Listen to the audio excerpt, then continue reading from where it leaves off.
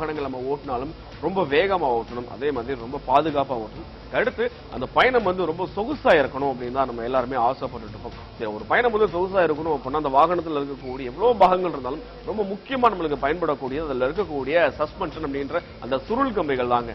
அந்த வாகனத்தில் இருக்கக்கூடிய முன்சக்கரத்தில் இருக்கக்கூடிய அந்த டெலஸ்கோபிக் ஃபோர்க் அப்படின்ற ஒரு விஷயம் தான் இப்ப எல்லா வாகனங்களும் பயன்படுத்திட்டு இருக்காங்க. ஆனா இது முதல்ல எப்ப கண்டுபிடிக்கப்பட்டது, எந்த வாகனத்தில் பயன்படுத்தப்பட்டது அப்படின்னா 1932ல BMW நிறுவனம் அவங்க முதல்ல அறிமுகப்படுத்தப்பட்ட இரண்டு சக்கர வாகனத்துல தான் இதை கண்டுபிடிச்சு அதுக்கு முதல் முறையாக காப்புரிமை வாங்கக்கூடியதும் இந்த ஒரு நிறுவனம் தான். அதுவும் R12 அப்படின்ற ஒரு வகையான இரண்டு சக்கர வாகனத்துல தான் இந்த டெலஸ்கோபிக் ஃபோர்க் அப்படின்ற விஷயத்தை பயன்படுத்தி இருக்காங்க.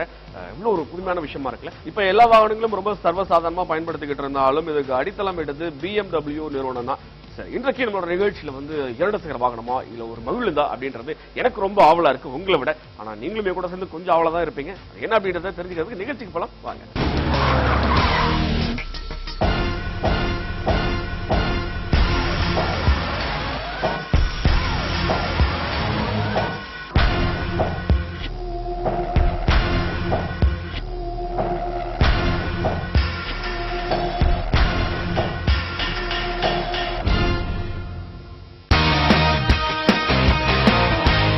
நம்மளோட நிகழ்ச்சியில ஒரு அருமையான ஒரு இரண்டு சக்கர வாகனத்தை பத்தி நம்ம பார்க்க போறோம். ஒரு குறிப்பிட்ட காலம் வரையும் நம்ம ஒரு வீட்டுக்கு நமக்கு தேவையான ஒரு இரண்டு சக்கர வாகனம் வாங்குறோம் அப்படின்னா என்னென்ன விஷயங்கள் கொடுப்போம், அந்த வாகனம் எந்த நிறுவனம் சார்ந்தது, அதோட மறு மதிப்பீடு எப்படி இருக்கு, அது ரொம்ப எளிமையா கையாள முடியுதா. இப்பெல்லாம் ஒரு காலத்துல நம்ம இரண்டு சக்கர வாகனத்தை நம்ம தேர்வு செஞ்சுருக்கோம். ஆனா இப்ப இருக்க காலகட்டத்தில் ஒரு இரண்டு சக்கர வாகனம் அப்படின்னா நிறுவனத்தை தாண்டி அந்த வாகனம் எந்த வடிவத்தில் இருக்கு, அதுவும் இப்ப இருக்க காலகட்டத்துக்கு ஏற்ற மாதிரி இருக்கா, அதுவும் நவீன விஷயங்கள் எல்லாமே அந்த இரண்டு வாகனத்துல இருக்கா. அந்த வாகனத்தை எடுத்து நம்ம சாலையில போறோம் அப்படின்னா ஒரு சமிக்கையில நிகழ்வு ஒரு சிக்னல் நம்ம நிக்கிறோம் அப்படின்னா எல்லாரோட பார்வையும் நமக்கு மேல இருக்கு அப்படின்ற பல விஷயங்களை அலைசி ஆராய்ச்சி தான் இப்ப காலகட்டத்தில் ஒரு இரண்டு சக்கர வாகனத்தை தேர்வு செய்யணும். சரி, அப்படி எண்ணக்கூடிய ஒரு நிறுவனங்கள் குறிப்பிட்ட அளவு தான் இருக்கும். குறிப்பிட்டு பார்க்கும்போது ஹோண்டா நிறுவனம் அதுல தவிர்க்க முடியாத ஒரு முன்னணி நிறுவனமா இருக்கு. ஹோண்டா நிறுவனம் அப்படின்னாலே அந்த நிறுவனத்தை பத்தி பல விஷயம் உங்களுக்கு தெரியும். ஒவ்வொரு காலகட்டத்திலும் எல்லாருக்கும் ஏற்ற மாதிரியான புது இரண்டு சக்கர வாகனங்களை தொடர்ந்து அறிமுகப்படுத்திட்டு இருக்காங்க. அப்படி சமீபத்தில் அறிமுகப்படுத்தப்பட்ட ஒரு அருமையான வாகனம் தான் ஹோண்டால CB ஹார்னட் அப்படின்ற ஒரு இரண்டு சக்கர வாகனம் 160cc. பாக்குறதுக்கு ரொம்ப புதுசா இருக்குல்ல. சரி, பாக்குறதுக்கு இப்ப இது ரொம்ப அழகா உங்களுக்காக படம் பிடிச்சிருக்கும். படம் பிடிச்சதுக்கு அப்புறம் இதை பத்தின சுவாரஸ்யமான விஷயங்கள் பல பேசலாம். ஒரு தடவை பார்த்து வந்துருங்க.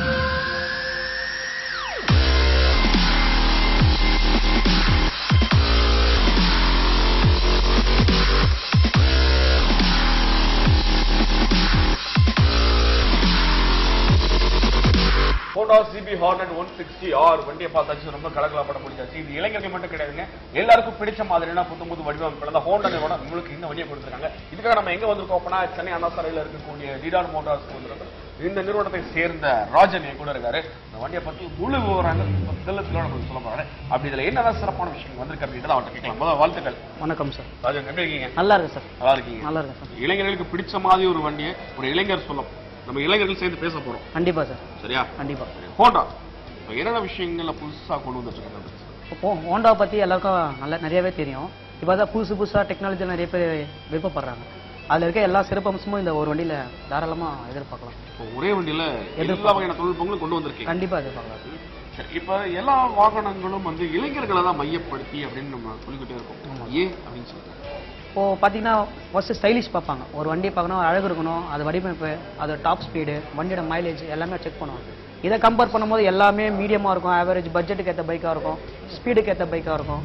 உங்களுக்கு ஒரு திட்டமிட்ட ஒரு பணத்தில் வாங்கணும்னா தாராளமாக இந்த வண்டியை செலவு பண்ணி வாங்கலாம்.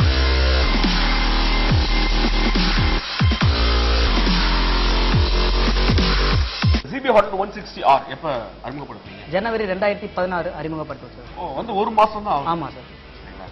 இப்ப ஒரு வாகனம் அறிமுகப்படுத்துறோம் அப்படின்னா அதோட விளம்பரமும் சரி, அது எதிர்பார்ப்பும் சரி, மக்கள் மத்தியில ரொம்ப பிரபலமா ஒரு ஆவலை கொள்ளும். இந்த வாகனத்தோட வரவேற்பு எந்த அளவுக்கு இருக்குன்னு சொல்லுங்க. வரவேற்பு பார்த்தீங்கன்னா இப்போ லான்ச் ஆகிறதுக்கு முன்னாடில நிறைய வரவேற்பு அதிகமா இருந்தது. யங்ஸ்டர்ஸ் அதிகமான லெவலில் புக்கிங்ஸ் எடுத்துட்டு தான் இருக்கும். இது வரைக்கும் எடுத்துட்டு தான் இருக்கும். நல்லபடியா புக்கிங் ஆயிட்டு இளைஞர்களை கவர மாதிரி என்னென்ன விஷயம்லாம் கொண்டு வந்திருக்கீங்க? நிறைய புதுசா இப்ப எல்லாம் எதிர்பார்க்கறாங்க. டெக்னாலஜிஸ், அதோட அழகு, தோற்றம் எல்லாமே பாக்குறாங்க. அதுக்கு எல்லா எதிர்பார்ப்பும் இருக்கு. இந்த ஒரு முழு வண்டியில இது தாராளமா எதிர்பார்க்கலாம். நம்ம ஹார்னட்ல நம்ம CB ஹார்னட் இந்த வண்டியை பார்க்கும்போது இதோட வடிவமைப்பு அப்படின்றது இவர் சொன்ன மாதிரி இளைஞர்களுக்கு பிடிக்கிற மாதிரி ஒரு ஸ்போர்ட்ஸ் மாடல் அந்த செக்மெண்ட் சைடு ஒரு வாகனமாக தான் இது கொடுத்துருக்காங்க. 160R அப்படின்னு பேர் வச்சிருக்காங்க.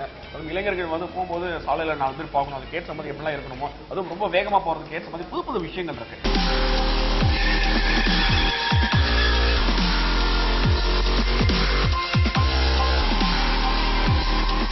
முதல்ல இதோட முகப்பு Yes, sir. முன்புற அமைப்பை பத்தி சொல்லுங்க. முன்பு அமைப்பு பார்த்தீங்கன்னா ரேசர் ஷார்ப் ஹெட்லைட் லேம்ப் சொல்லுவாங்க. Razor sharp head lamp. Head lamp சொல்லுங்க. இதனால உங்களுக்கு என்ன பெனிஃபிட்னா உங்களுக்கு மற்ற வண்டியை கம்பேர் பண்ணது மூலம் காற்றை கிழிச்சிட்டு போகிறதுக்கும் எந்த ஒரு வைப்ரேஷன் இல்லாமல் ஏர் அண்ட் அயர்ன் கவுல் மாதிரி உங்களுக்கு போகும் ஈஸியாக. இப்போ பார்த்தீங்கன்னா உங்களுக்கு சில வண்டி கொஞ்சம் பல்காக இருக்கும், வண்டி போகும்போது ஸ்பீடாக போகும்போது ஆஃபீஸில் பஸ் வரும்போது வண்டி ஷேக் வைப்ரேட் ஆகும். இந்த வண்டியில் அந்த மாதிரி எந்த ஒரு இதுவும் நமக்கு எதிர்பார்க்க கிடையாது.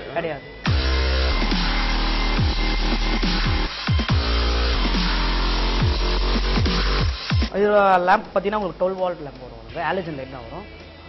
ஆக்சிட்டிஸ் எல்லா வண்டிக்கும் வருதுன்னா ஆலஜன் லைட் தான் வரும். இதில் டிமில் இப்போ பாஸ் இருக்கு, ஆன் ஆஃப் சுவிட்சஸ் இருக்கு எல்லாம் வச்சு கட்டப்படுத்தீங்களா? தெரியக்கூடிய தூரங்கள் பத்தி சொல்லுங்க. இப்போ ஒரு வண்டி நம்ம வாகனம் செல்லும் போது சாலையில் வந்து இருட்டாகவோ ரொம்ப சாலை கரடு முறை பாதையாகவோ இந்த ஒளியை பார்த்தீங்கன்னா உங்களுக்கு கிளியர் கட்டாக உங்களுக்கு ஃப்ளோரில் கிளியர் நம்ம எந்த வேகத்தில் போகிறோம் எந்த வழியில் போகிறோன்றதை இந்த வெளிச்சம் ஈஸியாக நம்ம கண்டுபிடிச்சிடலாம். இல்லை ஹை பீம் லோ பீம் இருக்குது. ஹை பீம் வந்து 12 வால்ட் போகிறனால உங்களுக்கு மற்ற வழியும் நல்லா பிரகாசமாக இருக்கும். ஒளி வந்து இந்த வண்டியில் ரொம்ப பிரகாசமாக இருக்கும், நம்ம செல்லுவதுக்கு கரெக்டாக இருக்கும். பாதையை வந்து முன்கூட்டியே தீர்மானிக்க முடியும்னு சொல்லலாம். ஆமாம், கேட்ட மாதிரி நீங்க வடிவமைச்சு. ஆமாம்.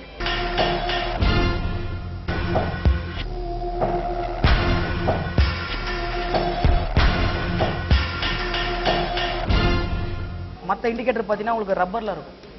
ஆக்சிடிஸ் இது உங்களுக்கு மூலமாக வளைவு திறமைனாலே அது இருக்கும். நம்ம வண்டி ஒன்று வண்டியில் சாஞ்சாலும் நம்ம வண்டி இந்த வண்டி மேலே சாஞ்சாலும் நமக்கு ஃபர்ஸ்ட்லாம் இண்டிகேட்டர் உடஞ்சிரும். ஆமா, இந்த வண்டியை பொறுத்த வரைக்கும் உடையத்துக்கு வாய்ப்பு இல்லை.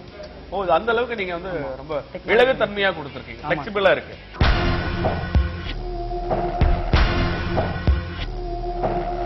At the same time next பார்த்தீங்கன்னா உங்களுக்கு அலாய்வில் தான், ஃப்ரண்ட் அலாய்வில் தான். இது பார்த்தீங்கன்னா உங்களுக்கு நார்மலாக இந்த வண்டி வந்து புதுசாக ஸ்பிளிட் அலாய்வில் கொடுத்துருக்காங்க. டிசைன் வந்து 5 ஸ்டெம் அலாய்வில் வரும்.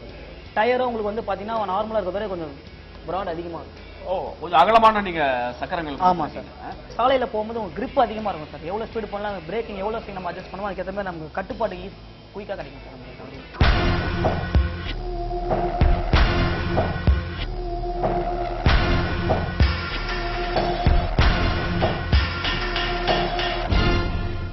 எனக்கு இந்த டிஸ்க் பிரேக் பார்க்கும்போது ஒரு விஷயம் நான் படிச்சது ஞாபகம். அது வந்து டியூல் பெடல் டிஸ்க் பிரேக் அப்படிங்கிற விஷயம் சொல்லிருக்கீங்க. அது என்ன காரணம் அப்படின்னு? டியூல் பெடல் டிஸ்க் பிரேக்னா நார்மல் பிளைனாக இருக்கும். இது பார்த்தீங்கன்னா கொஞ்சம் டிசைனாக இருக்கும், உங்களுக்கு அப் டவுனாக இருக்கும்.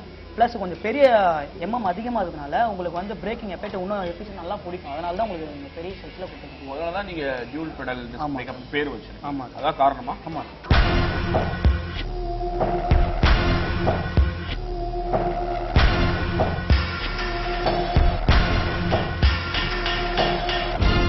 ஒரு வண்டி சிசிக்கு ஏற்ற மாதிரி தான் சாக்கர் ஷாப் மேனுஃபேக்சர் பண்ணுவாங்க. இப்போ ஒரு 110 சிசினா சின்னதாக இருக்கும், 125 இது 160 ஹார்னட் ஆர்னால அதுக்கேற்ற சஸ்பென்ஷன் இதுக்கு ஒத்திருப்பாங்க. சாலையில் மேடு பள்ளத்தில் ஏறி இறங்கும் போது இதில் சஸ்பென்ஷன் ரொம்ப மென்மையாக இருக்கும். ஓட்டுறதுக்கு சவாரி செய்யறதுக்கு மிகவும் அற்புதமான வண்டியாகவும் இருக்கும்.